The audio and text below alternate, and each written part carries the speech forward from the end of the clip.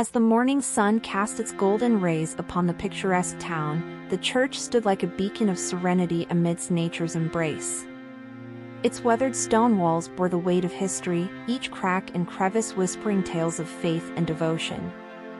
Inside, the sanctuary was bathed in soft light filtering through stained glass windows, casting colorful patterns upon the polished wooden pews. The air was thick with the faint scent of incense, mingling with the hushed murmurs of the congregation as they settled into their seats. But amid the scene of tranquility, an intangible tension lingered, like a subtle tremor beneath the earth's surface. It was as if an unseen presence lurked in the shadows, casting a veil of unease over the assembled worshippers. The angel, with wings unfurled like gossamer tendrils of light, alighted upon the rafters, surveying the congregation below. Their eyes, radiant orbs of celestial wisdom, scanned the faces of the faithful, searching for the source of the disquiet that prickled at the edges of their consciousness. In the soft glow of the sanctuary, the angel's gaze fell upon the congregants, each one a unique thread woven into the tapestry of the divine. But as they observed, they noticed subtle shifts in the energy of the room, a discordant note amidst the harmonious chorus of prayer and praise. It was as if an invisible fog enveloped the worshippers, clouding their spirits and obscuring the clarity of their faith. Some bowed their heads in reverence, while others fidgeted restlessly in their seats, their eyes darting nervously from side to side. As the angel lingered in their lofty perch, their heart heavy with concern, they could sense that something was indeed amiss. Though the cause of the strange aura remained elusive, they vowed to remain vigilant, ever watchful over the flock entrusted to their care. As the preacher stood at the pulpit, his voice resonating through the hallowed halls of the church, the congregation listened intently to his words. His past as a convict-turned-preacher lent an air of redemption to his sermons, and many saw him as a beacon of hope in a world plagued by darkness.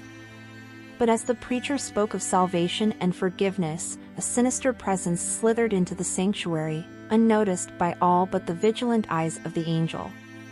Cloaked in shadows that seemed to dance and twist around its form, the demon glided silently into a pew beside the celestial being.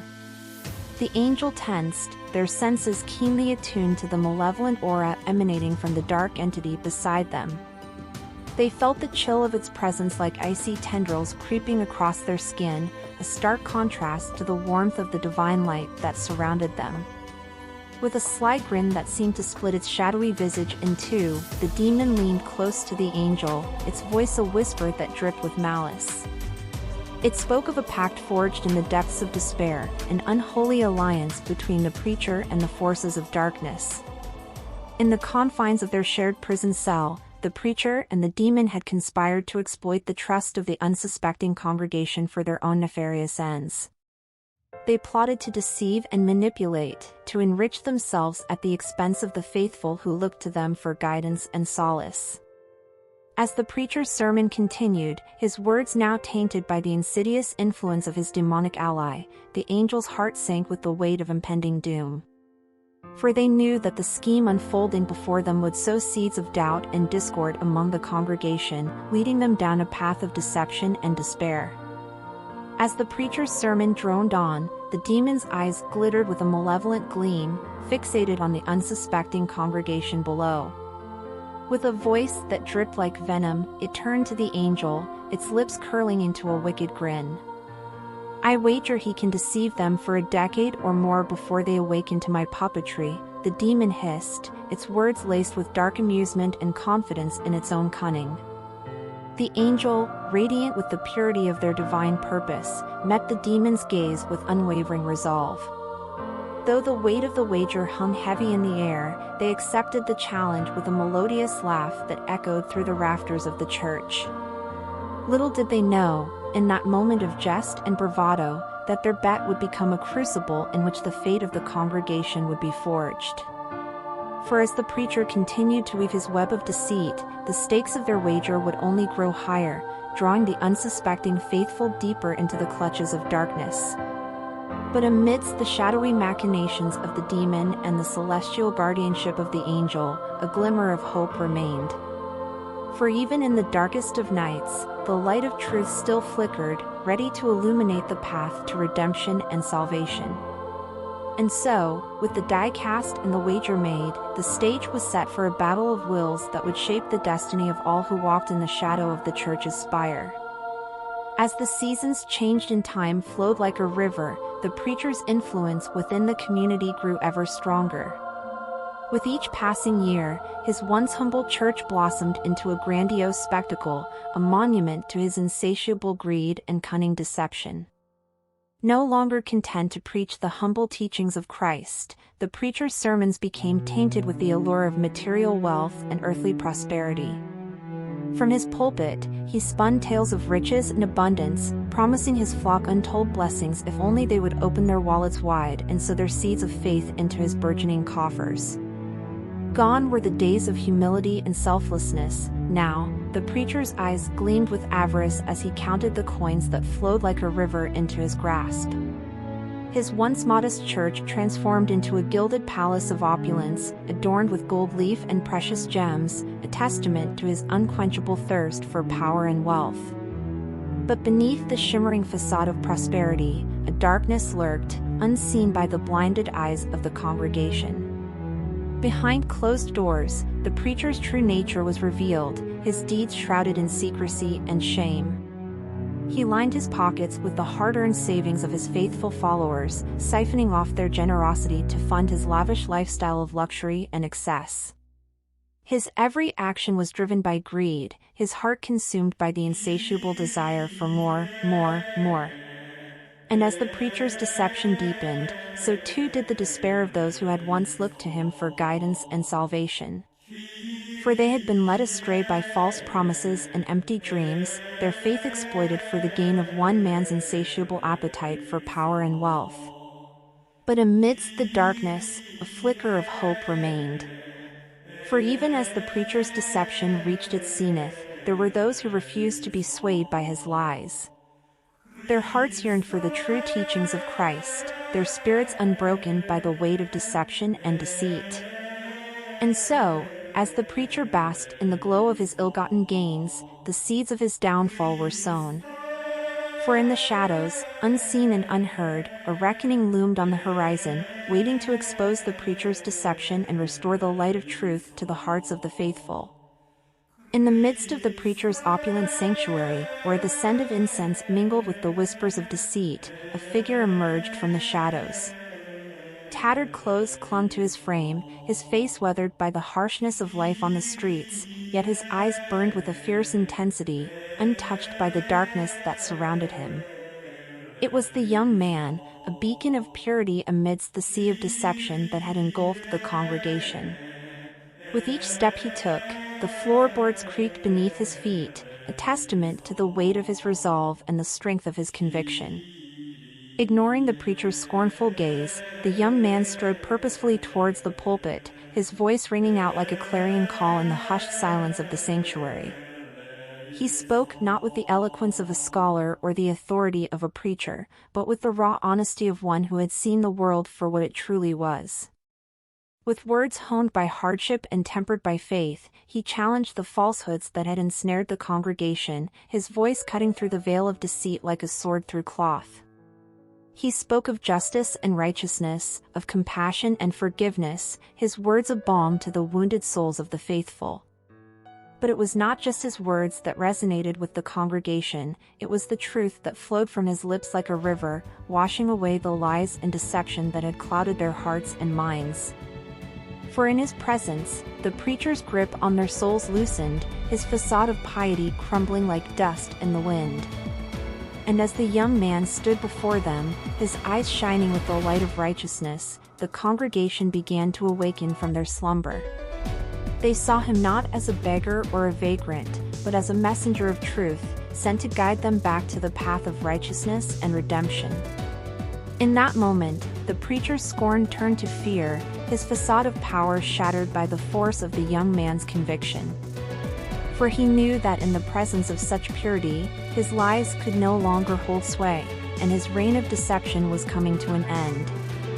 And so, as the young man spoke, his voice echoing through the sanctuary like a beacon of hope in the darkness, the congregation listened, their hearts open to the truth that had eluded them for so long.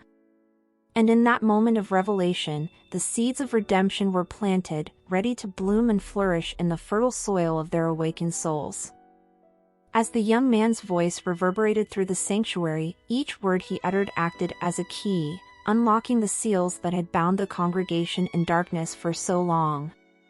With each truth spoken, a ripple of awakening spread through the assembled worshippers, like a dormant seed stirring to life beneath the soil.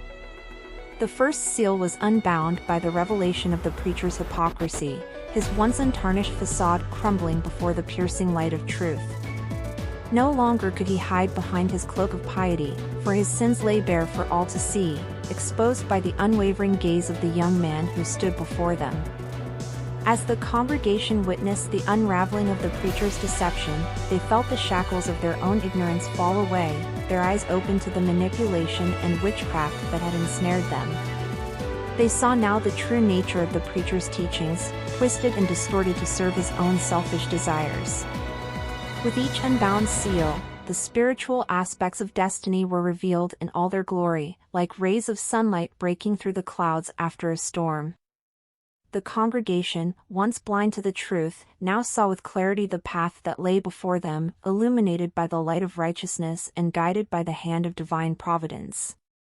No longer were they content to be led astray by false promises and empty words. Their hearts burned with a newfound fervor for the truth, their spirits uplifted by the promise of redemption and salvation. And as they stood together, united in their newfound understanding, they vowed to never again be swayed by the darkness that had once clouded their vision. For in the unveiling of the seals, they had found not only freedom from deception, but also the courage to face the challenges that lay ahead. And though the road ahead would be long and fraught with peril, they walked it with heads held high, their faith unwavering in the knowledge that they were guided by the hand of the divine. As the truth of the preacher's sins came to light, the once devoted congregation recoiled in horror and disbelief. Their faith had been shattered, their trust betrayed by the one they had looked to for guidance and salvation. The preacher, once hailed as a shepherd of souls, now stood exposed as a wolf in sheep's clothing, his sins laid bare for all to see. The revelations were as shocking as they were damning. Not only had the preacher stolen from his flock and betrayed the trust of his congregation, but he had also committed the ultimate sin, taking a life in a tragic hit-and-run accident. The weight of his crimes hung heavy in the air, casting a pall of sorrow and regret over the once joyful sanctuary. As the congregation turned their backs on him, their hearts heavy with disappointment and disillusionment, a figure emerged from the shadows, a beacon of hope amidst the darkness that had engulfed their church. It was the once homeless boy, his face radiant with the light of redemption and forgiveness. With a voice that rang out like a clarion call, the young man addressed the congregation, his words imbued with a power and authority that belied his humble origins. He spoke of forgiveness and grace, of redemption and love, his voice a soothing balm to the wounded souls of the faithful. And as he spoke, the congregation felt a stirring in their hearts, a glimmer of hope amidst the despair that had threatened to consume them. They saw in the young man not only a leader, but a symbol of hope and renewal, a guiding light to lead them out of the darkness and into the light. With unanimous consent, the congregation turned to the young man, entrusting him with the leadership of their church. And as he ascended to the pulpit, a sense of peace settled over the sanctuary, like a gentle breeze on a summer's day. Under the young man's guidance, the church was transformed. No longer a monument to greed and deception, it became a sanctuary of love and compassion, a beacon of hope for all who sought solace and redemption. And as the congregation gathered once more, their hearts filled with gratitude and joy, they knew that they had found their true shepherd, their true leader, in the once homeless boy who had become their beacon of hope. As the first light of dawn painted the sky in hues of pink and gold, the church stood as a symbol of renewal and redemption. Under the young man's steadfast leadership, the once embattled congregation flourished anew, like a phoenix rising from the ashes of despair. Gone were the days of deception and greed, replaced by a spirit of generosity and compassion that permeated every corner of the sanctuary. The homeless were welcomed with open arms, their bellies filled with warm meals and their hearts uplifted by the promise of a brighter tomorrow. In the heart of the church, the pews were filled with worshipers whose faith had been rekindled by the young man's inspiring leadership. Their voices rose in joyful praise, their hearts overflowing with gratitude for the blessings that had been bestowed upon them. And amidst the congregation, the angel and demon watched, their wager forgotten in the face of a greater truth. For they had witnessed firsthand the power of faith to overcome darkness and despair, to bring forth a new dawn of hope and renewal. In the presence of such divine grace, the demons' malevolence seemed to wither away, like shadows fleeing from the light of day. And the angel, radiant with the purity of their purpose, smiled upon the congregation, their heart filled with joy at the sight of so many souls united in love and devotion. As the sun rose higher in the sky, casting its warm embrace upon the world below, the church stood as a beacon of hope in a world too often shrouded in darkness. And though challenges would surely arise in the days ahead, the congregation faced the future with faith and courage, knowing that they were guided by the hand of the divine. For in the end, it was not the outcome of a wager that mattered, but the triumph of faith over adversity, the victory of love over hate.